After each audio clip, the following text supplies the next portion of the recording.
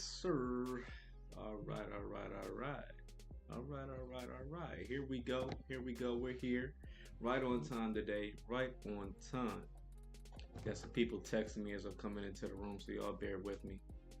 Since the homie's birthday this weekend, so they're trying to set something up. I'm gonna respond to you after I make this live, bro. All right, so yeah, we're here. You can see the thumbnail, you can see the title of the video. You know what we're talking about. The question is asked, and I'm open to answers. The question is, are biracial kids black? Dun dun dun. Yeah, this is another controversial topic that we're going to be dealing with and touching on today. So, so y'all stay tuned. What got me thinking about this topic was the fact that I saw a video, and I'm going to play the video for you. There were some mixed responses. The music's a little. Let me get this. Let me get this right. Let me get this right. But yeah, so I watched this video of this biracial woman saying that she is not black, right? And some people in the comment section, it was really torn. Like half the comment section was like, "Oh, she just doesn't want to claim her black side. You know, if you're biracial, you're black. She's just ashamed to be black. She's trying to fit in with the white folks. She's trying to be white." So half of the room was saying, if you're biracial, you need to just claim your black side, and they were shaming the woman for saying she's biracial. The other half of the room, they were supporting her. They were saying, good for her. She's so brave. She's so powerful. She's claiming both sides. It's accurate. Why is everyone hating on her for saying she's mixed, and she is mixed? So you can see how this seems to be a controversial topic. People have mixed feelings on it. So today we're going to break it down. All right. All right. All right. All right. All right, so let's check this out. I'm going to start by showing y'all the video that got me thinking about this topic in the first place. So I'm going to share my screen here, and y'all check this out.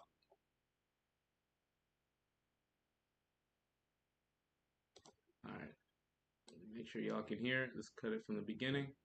Barbara Walters specifically asked me on live TV about why is it important for me to say I'm biracial versus just black, and then pointed out the example of, well, Barack Obama says he's black. Why is it important for me to say I'm biracial versus just black? And then pointed out the example of, well, our president, Barack Obama, says he's black. And I said in 2014 pretty much what I said in 2021. Okay, congratulations to him. And I said this, was raised by his white mother and his white grandmother, and his black father was nowhere around. He wrote a book on that. This is not breaking news. I said, but that's his choice. If I'm asked, I'm so proud of my black side and my white side. I'm proud of how I am made. The courage that my parents had in 1970 and 71. What I've gone through is nothing. It's the least I can do is to stand up for both of my parents and say, no, no, no. I'm so blessed to have been born into this family based on what they went through, the courage it took and the strength to stay together. All right, so you can see her argument here. This is, if you're not familiar, this is a ESPN host. She's a host on ESPN, and she's answering the question why she thinks it's important for her to claim her biracial status instead of just saying, hey, I'm black. Because if you look at the woman, clearly she looks like a black woman. It was posted by Tariq Nasheed, and he says, she's really struggling to accept the fact that she's not white.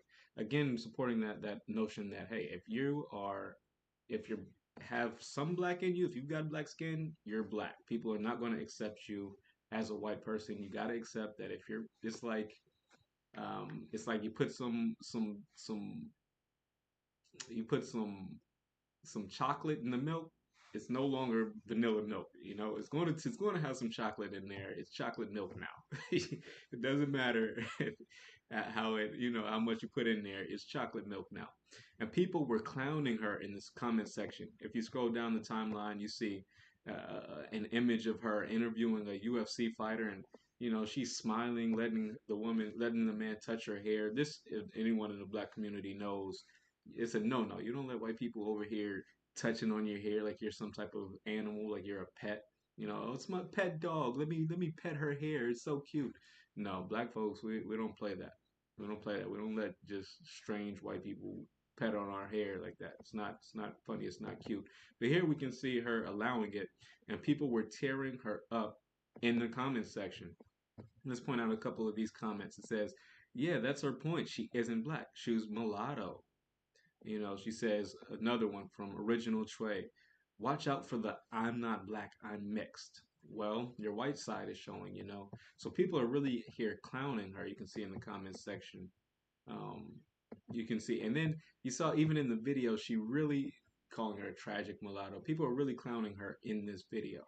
And in the video that she made, she put some shade on Barack Obama. You know, his dad was nowhere around. Listen, I don't know. I didn't read Obama's book. Actually, I should do that. I should go back and read Barack Obama's book. I don't know why his dad wasn't around. For all I know, he couldn't get into the country. For all I know, he died. I have no idea what happened to Barack Obama's father. But here she's kind of putting some shade on the man. I'm going to go back and I'm going to put that on a list of to-do items. I need to check out Barack Obama's book. So I'm glad we just mentioned that. So I reposted this video, right? I reposted this video onto my YouTube channel. We're going to check that out here. Now, the only reason I'm bringing it up here is because I want y'all to check out some of the comments here. All right, now I posted it on the video. Now you saw on the original post, everyone was shaming her, saying, you know, she's not claiming her black side. You know, she's just ashamed. You know, she's embarrassed. It's a tragic mulatto. But when I reposted this video, everyone seems to be very supportive of her. You can see here, I think you can see that. Let me make that a little bigger for you. I want to make this a little bit bigger for you so you can see it. Bear with me. I'm trying to make this a little bigger for you. Da da da da da da da da da da da da da da da da. Okay, all right. So you can see here in some of the comment sections, this is an intelligent, thoughtful woman. All right, people are really praising her. Amen. God bless you. I'm a white mother and my children and they're black and don't let anyone tell you different. You're mixed. Beautiful, amazing woman. God bless, protect her. Good for her. She's proud and so am I. She's really a real person. She's not a victim. She's not hateful, etc. That's a trope that they like to throw on black people, especially foundational black Americans. Oh, they're so hateful. They're so, you know, they're always claiming the victim status. So I think this has a lot to do when you look at the difference of reaction. It has a lot to do with who's commenting, who's following.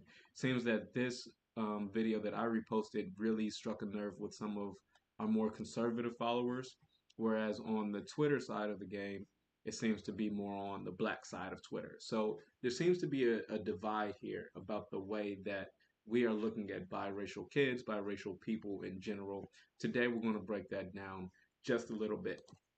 Now, I'm going to start off by doing this. We're going to go back to the very beginning because this problem is not new. This problem has been going on for centuries. The problem of where do mixed people fit in? You know, if you are black in the during times of slavery, 1600s, 1700s, and you have a child with a white man or a white woman, is the child black? Should he be a slave or should he be free?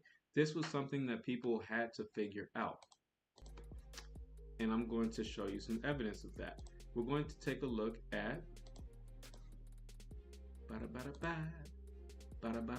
this is the law. This is coming from the nps.gov. All right. Now we can see if we take a look at this article, it's giving us the history. It says in 1662, Virginia court ruled that a child born to an enslaved mother was also enslaved. Stand by. A child born to an enslaved mother was also enslaved. The following year, a Maryland law made lifelong servitude mandatory for Negroes to prevent them from taking advantage of legal precedents established in England.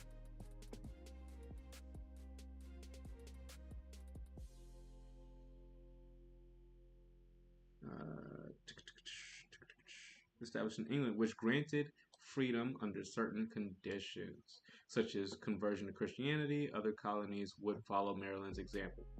All right, we're going to continue. The article continues. Stand by, make sure you can see this. The transformation of Negro servants to Negro slaves that had begun in the early 17th century was completed with the Virginia General Assembly passage of the Slave Codes of 1705. That removed any uncertainty and would seal the fate of Africans and their progeny for generations to come. So this was the first law on the books in the United States which put away all uncertainty, which made it clear and codified. This is how we're going to address the slaves. If you are a descendant of a white mother who is free, then you are free. If you are a descendant of a black mother who is enslaved, then you are enslaved. Slave status was tied to that of the mother. Codified in 1705 in the state of Virginia. I'm going to read a little bit more of this article. It reads, all servants imported and brought into the country who were not Christians in their native country shall be accounted and be slaves. All Negro, mulatto, and Indian slaves within this dominion shall be held to be real estate. If any slave resists his master correcting such a slave, and shall happen to be killed in such correction, the master shall be free of all punishment, as if such an incident never happened. So essentially, when we look at this law dated 1705, the first one on the books that addressed the problem or the issue of biracials, you can see here in the law, it specifically calls out Negro and mulattoes. Negro, mulatto, and Indian slaves within the Dominion shall be real estate. So this is the first time. There's no such thing in the United States as a mulatto. Other countries, places like South Africa, places like Dominican Republic, Puerto Rico, those places were colonized and enslaved by different groups.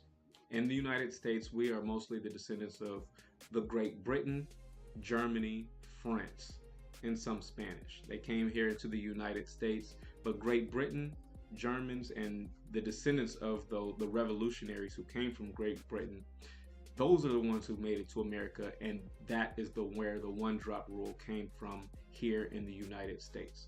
Other places have other rules, but here in America, we have the one-drop rule. And this brings me to something that I wanted to point out. Is it a good thing or is it a bad thing that in the United States we have the one-drop rule? Now, in my opinion, I would say that it is good for Black people that we have the one-drop rule because it helps us to alleviate confusion. And a lot of these other communities where they have mulatto races, mulatto is like a mix and it's a buffer. So you can say, oh, I'm not Black, I'm mulatto. Oh, I'm not Black, I'm mixed.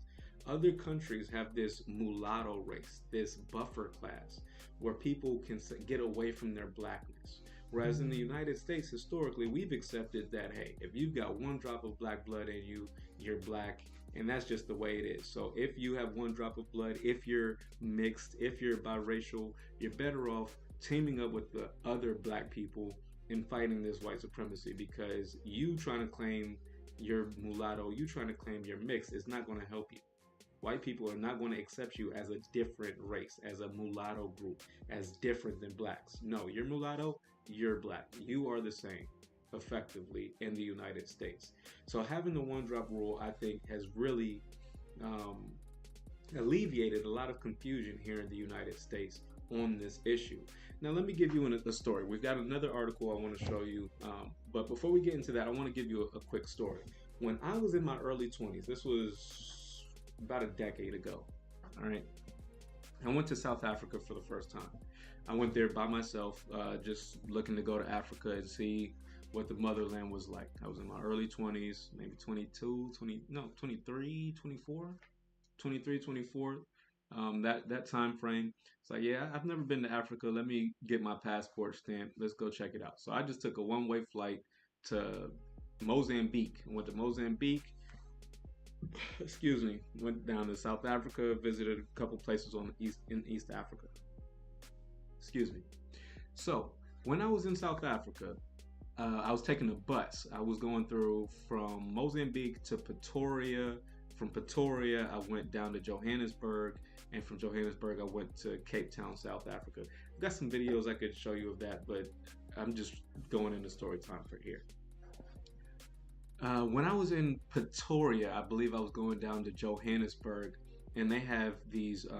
They have the driver of the bus, and they have the driver's assistant. The driver's assistant was there mostly for like navigation and for helping people with their bags. You know, get the bags on the bus and get the bags off the bus. When I was in South Africa, all the black folks who were Africans, I mean, they were clearly Africans. I'm thinking they were from South Africa. Some of them might have been from Zimbabwe, some from Mozambique, because we're all coming down the coast, right? But they're clearly Africans. I'm the only American on this bus. Most of them are darker than me. I'm not light skinned, but you know, I'm a little lighter than some of the people there. Some of them were my complexion. All a bunch of black people. All a bunch of black people. The black people were throwing their bags on the bus. I noticed this. The black people were throwing their bags on the bus, and they were mostly black people. There was one or two white folks, and I saw that the white there was a white bus driver and a white assistant, right, helping people with their bags. Now, the white assistant would quickly give the bags to white people who were waiting for their bags, while a lot of the black people were grabbing their own bags off the bus. So anyone who's been on like a Greyhound type bus, they know that it's a long section and you can kind of grab and growl. You go, you get your bag. The white assistant is only helping the black people, or only helping other white people out, whereas all the Africans are getting their own bags. I start to get my own bag, just following the crowd. They're black, I'm black. I'm not thinking too deep at this time. I'm grabbing my own bag, and before I get a chance to, the white assistant stops me and says, "Hey, I'll help you out. Which bag is yours?" And I'm like, "Oh, yeah, that's my bag right there." And you know, the assistant grabs my bag and everything like that. And I said, "Oh, thanks, sir." I said, "Thank you, sir." Now at this time I was younger, coming from the South. We show respect to our elders. It had nothing to do with race or anything. For me, it had nothing to do with race. I say whether you're black or you're white, if you're an adult, especially at this time, I was younger, I would say yes, sir, yes, ma'am. Oh, is that it? Yes, sir. Oh, is that it? Yes, ma'am. You know, I say yes, sir, yes, ma'am. So he gave me my bag. He said, "Oh, is that all your bags? Is that it?" And I'm saying, "Yes, sir." And I could see he really looked different when I called him sir. And I thought it was something that I said, because I noticed like as soon as I called him sir, he looked at me different, and he looked at some of the other black folks around, and the black folks who heard me call him sir looked at him and they looked at me, and I could tell I said something wrong, because you know their eyes were all bucking, like surprised, like he just called him sir. And the only thing I could think of is, well, you know, at first I'm not thinking race at all at this time, but it wasn't until I called him sir and I saw everyone's reaction that the thought of like this might be a racial moment came into my head, because that's really when I really first realized, hold on, he did get my bag, and he hasn't gotten any of these other people's bags except for the white folks. And when I called him sir, he seemed surprised by that, and the black folks looked kind of surprised. Did I say something? I'm in a foreign country. This is my first time in Africa. I'm thinking, if I said something wrong here? This is just my habit from a man coming from the South. I'm from Atlanta. We say yes, sir, yes, ma'am. I say that story to say this. In South Africa, they have 3 designations. They don't have, you know, black and white like we have in America. They have blacks, whites, and in the middle of blacks and whites, they have colors. The colors is that mulatto race that we were talking about earlier. Me, this was before I had dreads. At this time, I didn't have any dreads. Me, without a tan, I can get pretty light. You know, I'm brown skinned, you know, but I can get pretty light. So I can see at the time that I was there, maybe I was a little lighter than the other folks. The assistant was looking at me as a colored person. He's thinking, I'm going to give this person more respect. I'm going to treat him not like the other blacks. He didn't help any of the blacks with their bags. I'm not, treating you like the blacks. I'm treating you like you're colored, you're different. And that was the first time it was really a shock for me. It was really a shock for me to hear someone, especially see white people, see the reaction of the black people. It was really strange to see them react to me just saying yes sir, and that's something that I do to this day just to show respect, whether you're man or woman, black or white. It doesn't matter. If I see you in the store, if I'm ordering something from you, I say yes sir, yes ma'am all the time, just as a southern way of, southern hospitality, southern sign of respect. So that was really one of the first occasions that I've ever had where this whole black, white, mulatto issue, biracial issue has ever clicked in my head that that's actually a thing. In America, we don't really face issues with mulattoes because we have the one drop rule. If you're black, if you have any black in you, you're black. You are non-white. Whereas some of these other countries, they look at it differently. Now, as time goes on, we understand that there is a browning of America going on. America is going to, I think, is it 2040 or 2050? I believe it's 2040. Caucasians will no longer be the majority population. They will be the largest minority population, but they will not have an over 50% population. They will, at that point, be a minority just like everyone else. America is turning brown. America's turning brown not only because of immigration. A lot of Hispanics, a lot of other countries and nationalities are coming into America, but it's also becoming browner because there's a lot of interracial marriages going on. A lot of mixed race couples are having kids. So this is an issue that's going to be addressed more and more in the years to come. A lot of people, a lot of kids especially, are going to be confused. Hey, am I black? Am I white? Am I, Blasian? Am I mixed race? What am I? So hopefully we can clear some of these things up today. By the way, guys, anyone who's rocking with me watching this video, y'all do me a favor and hit the thumbs up button to boost us in the algorithm. Let people know that we're in here. And if it's your first time watching, be sure to smash the subscribe button for more content just like this on a wide range of issues, a wide range of topics.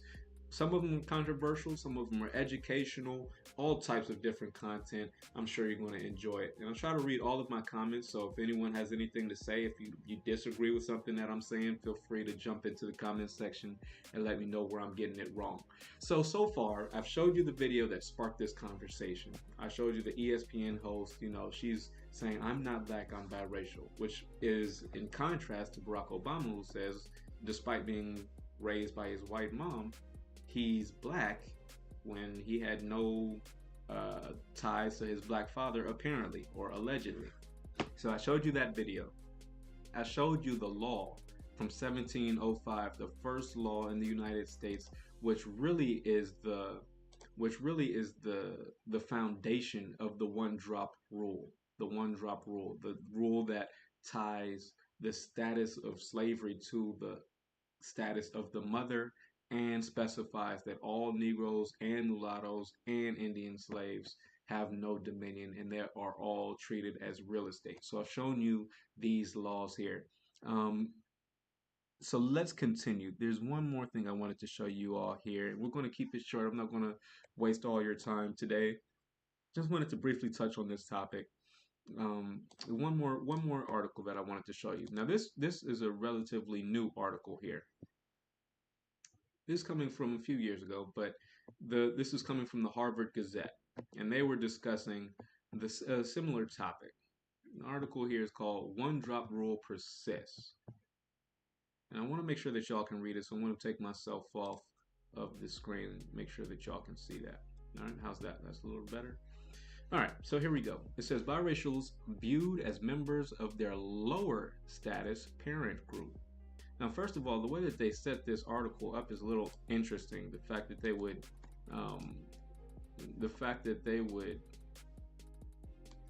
call a parent lower status. How can a parent be a lower status? That's not tied to economics. That's tied to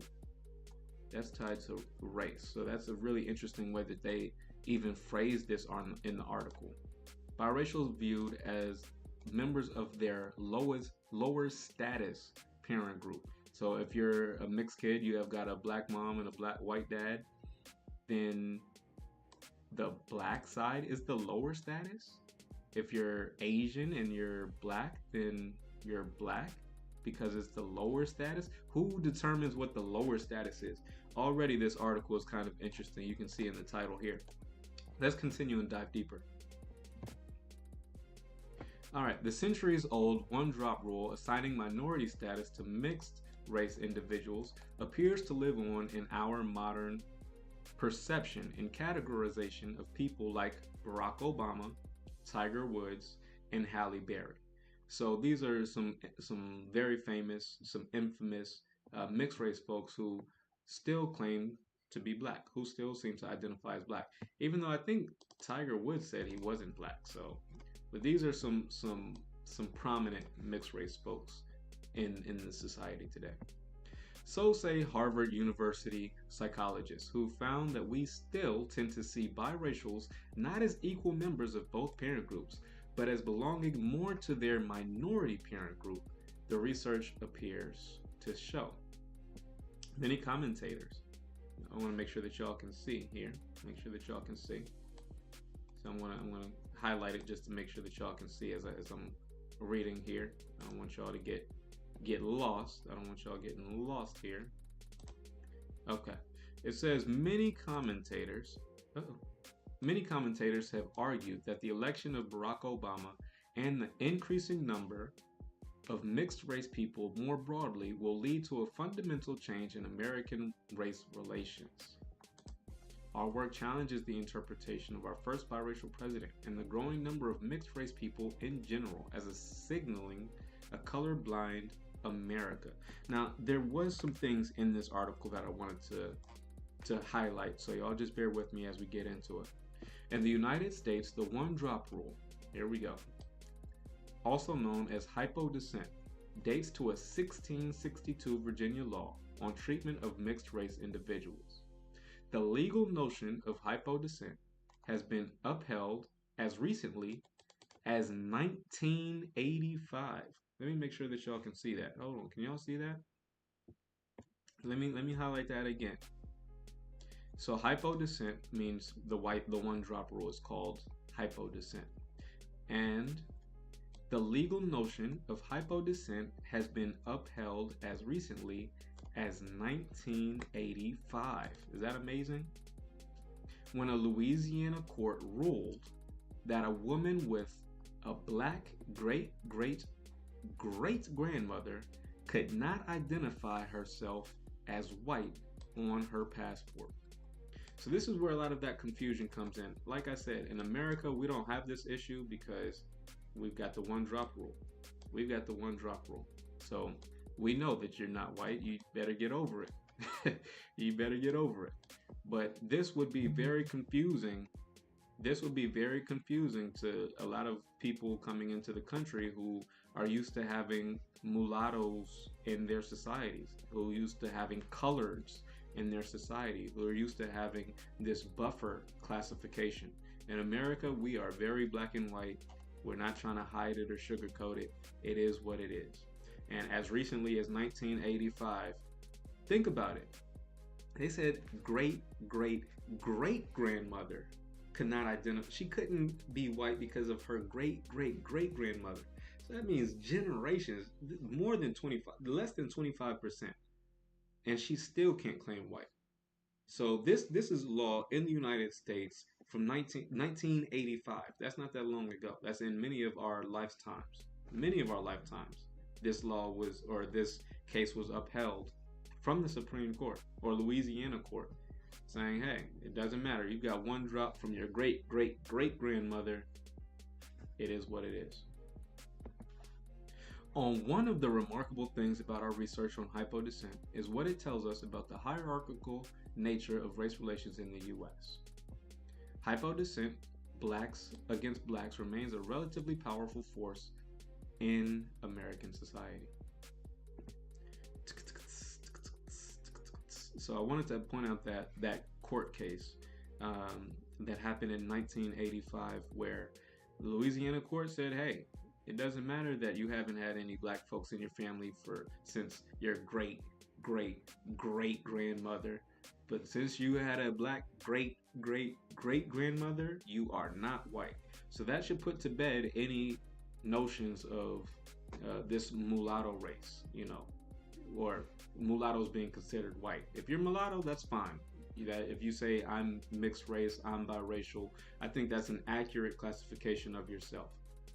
But but don't think that you claiming to be a mixed race person or a mulatto person makes you white.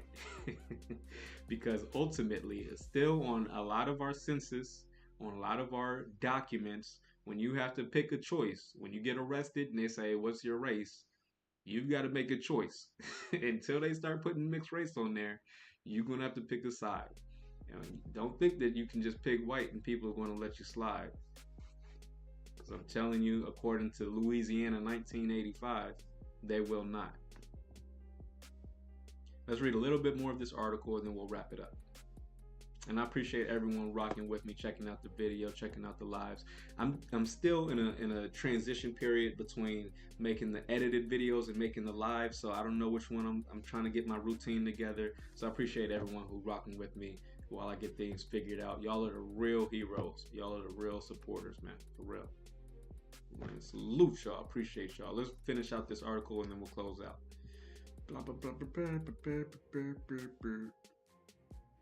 Okay. Along with because they did a psychology study and I want to get into that. So let's just all right. This is interesting also, coming from the Harvard Gazette. It says along with co-authors, blah blah blah blah, they say their work reflects the cultural entrenchment of America's traditional racial hierarchies, which assigns the highest status to whites, followed by Asians, with Latinos and blacks at the bottom. Now you see how they try to say Latinos and blacks. No. See, one thing that they don't want you to know is Latinos actually, back in the 60s when Martin Luther King was still alive and he was pushing for civil rights, the Latinos, they had a group called LULAC. And you can look this up as I'm talking. They had a group called LULAC. LULAC to this day is like the Black Caucus. And black folks, we have the Black Caucus, the African American, the Black Caucus here in America. The Latinos had something called LULAC. And LULAC fought back in the 50s and 60s to make Latinos identify as white legally. They didn't want to be considered minorities. They didn't want to be considered colored. Latinos wanted to be considered white legally. And LULAC fought and won for that status, which is why they have on the census and on all types of government forms, are you a non-white Hispanic? The reason they classify non-white Hispanic is because LULAC back in the 50s and 60s fought to make Hispanics white. So there are Hispanics who just classify as white, and they don't have to say I'm a non-white Hispanic. If you're saying non-white Hispanic, then that means you are one of the black Hispanics. Mind you, a lot of these Hispanic countries, Puerto Rico, Dominican Republic, South America, they had Brazil, for example, they had slavery down there too. So if you come from Brazil to America, if you come from Puerto Rico to America, and you say, "Oh, well, I'm just Hispanic," as if they didn't have slavery there. It doesn't work that way when you get to America, to the United States of America. You got to understand, okay, you're Hispanic, but they have white Hispanics and they have non-white Hispanics. They have slaves from Brazil or black people from Brazil, and they had slave owners from Brazil or white people from Brazil. So we got to find some way to keep these things organized and keep it out in the open, because a lot of times confusion expands and confusion perforates throughout society because people are afraid to talk about these things and address these things. When you go on record and say, "Hey, this is what it is, like it or love it, hate it or love it, accept it," I think it alleviates a lot of that confusion. So when they say with the Latinos and blacks on the bottom, let the Latinos say it, the blacks are on the bottom, and hey, I take that. That's something I wear as a badge of honor. We're at the bottom and we're fighting. We're punching up. I'm a fighter, so I like being the underdog. We're down here at the bottom by ourselves. And that's something that the American traditional racial hierarchy, as identified in Harvard's Gazette, the Harvard Gazette, this is the way that they have classified us. And yeah, I'll take that. I embrace that. I'll be a fighter. I'll be the underdog. Let's go. Now, I did, as I said, mentioned earlier, I wanted to point out a psychology case that they went into. It's a little bit dark. It's a little bit deeper into the article, so y'all just bear with me and let's keep reading. Ho and colleagues presents subjects with the computer-generated images of Black, white, and Asian white individuals, as well as family trees showing different biracial permutations. Now, this is the important part, or this is an interesting part. They did a study where they had computer-generated images of black, white mixed folks and Asian white individuals. So this is a mix between black and white, and this is a mix of Asian and white. They did computer generated, so AI, as well as family trees showing different biracial, different categories in between. They also asked people to report directly whether they perceive biracials to be more minority or white. So they had a study. They took some black white mixed folks, they took some Asian white mixed folks, and they said, okay, is this person black or is this person white? Is the Asian mix, is that a white person or an Asian? Is the black white mix, is that a black person or a white person? How do you identify? Or this is what they asked the participants in the study. By using multiple approaches, their work examined both conscious and unconscious perceptions of biracial individuals, presenting the most extensive empirical evidence to date on how they are perceived. So one aspect is how you perceive yourself. The other aspect is how society will perceive you. So this study is asking about how society perceives mixed race folks. The researchers found, for example, make sure y'all can see this. The researcher found, for example, that 1/4 Asian individuals are consistently considered more white than 1/4 black individuals, despite the fact that African Americans and European Americans share a substantial degree of genetic heritage. Most foundational black Americans who have been here since the times of slavery, have some white DNA in us. That just comes as a consequence of our people being raped by slave masters for centuries. All right, so most of us got some in us. All right, so that's why they're saying it doesn't make sense that Asians who have a completely different genetic code, as opposed to some of these black folks who already have some white genetics in them, why, when they're both 1/4 mixed, are the Asians looked at as white and the black folks aren't? Clearly, it's because we're genetically superior, we're genetically dominant, whereas Asians and whites, they're both genetically deficient, genetically recessive. So you mix anything with black, you're going to be black and it's going to show. That's basically what they're getting at here. Using face morphing technology that presented a series of faces ranging from 5% white to 95% white.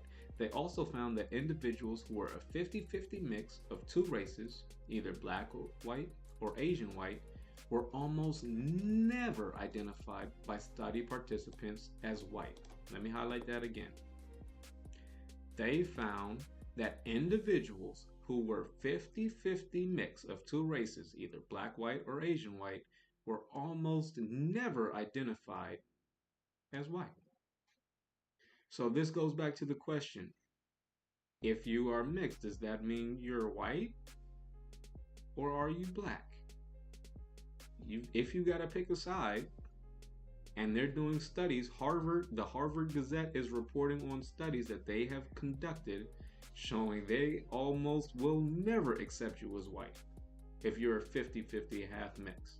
Whereas if you're half mixed and someone says, are you black? And you say yes, people are going to give Barack Obama a pass and say, yeah, he's half and half, but he's still black. Tiger Woods, yeah, he's half and half, but he's still black. Halle Berry, yeah, she's half and half, but she's still black. You're much better off just identifying with the black side, because at least then you'll have some people who will accept you.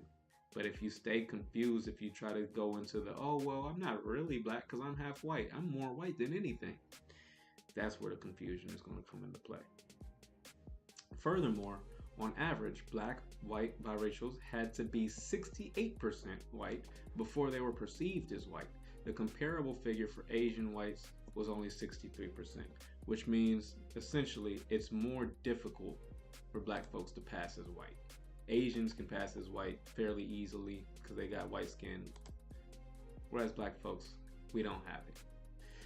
All right, guys, let me close out with this, and I appreciate once again everyone who's rocking with me so far. I hope you got some knowledge from this video. I hope you were able to learn something about Virginia law, something about the United States one-drop rule, where that came from, and how it still has major impacts today, because that was the conversation for today.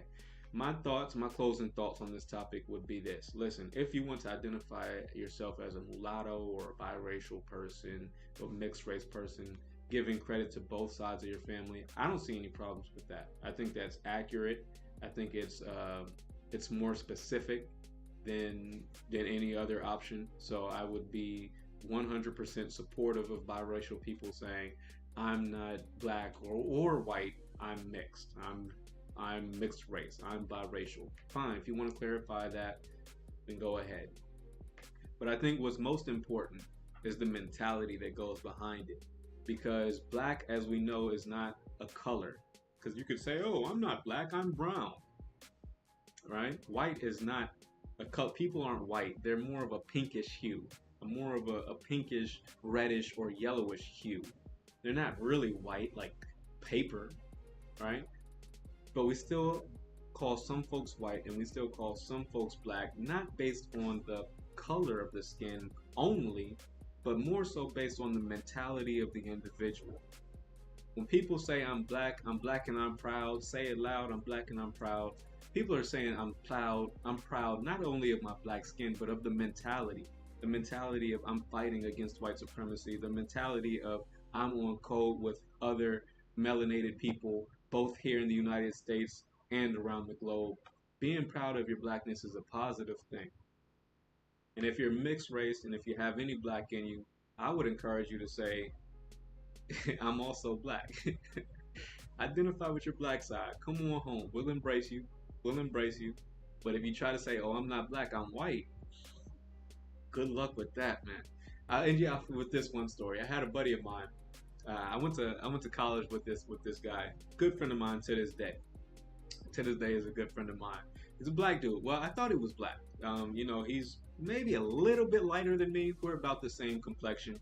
He's got dreads. He's got dreads longer than mine. Went to school out in Hawaii together. We used to run together, play basketball. He used to play basketball for UH, University of Hawaii. Cool dude.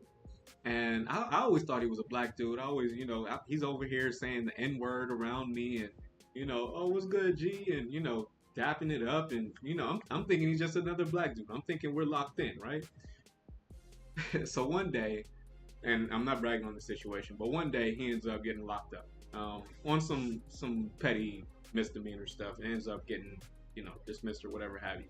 But he ends up getting dismissed. And I see some of his paperwork after he gets out, and on his paperwork, he says he's white on his paperwork. Now I met his mom. His mom is white, and his dad is black. So, and his sisters are just straight up. That's a whole nother thing. But he's mixed. He's a mixed dude. He's a mixed race dude. His mom's white. His dad's black, and he grew up more so with his mom. So even though his mom is white, I guess he identifies as white, and it never occurred to me that he would identify as white because he's got black skin. This whole time I had been thinking he's just a black dude just like me. It blew my mind when I saw the paperwork, and on the paperwork, this dude who's, I'd say, just as black as me when we're in the sun. You give him some time out in the sun, he can get just as black as me. And to see his paperwork coming back from jail saying he's a white person, when I tell you that was a shock, I was like, okay, bro, so you're white now? You over here saying the N-word around me? You're white, G? All right. So if anything goes down, should I don't know. It made me start looking at him different. I had to look at it different because now I'm like, okay, so you're trying to get some of those benefits that come with being white when it comes to getting locked up. But when you're out here on the streets, then you're back saying the N word. You're trying to blend in with the black folks again. So it was really interesting to see that situation play out. I don't know if he might see this video. If you do, hey boy, you know I still love you, kid. You know I still love you. It's all good. But yeah, that situation really opened my eyes. I'm telling you, the situation in South Africa and the situation with the homie getting locked up and working white on his paperwork, even though I thought he was a black dude for like 10 years, like over 10 years.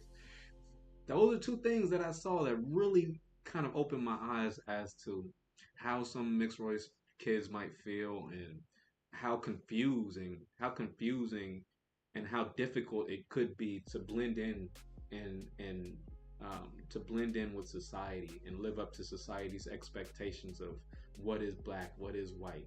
For mixed race kids, it can be very confusing.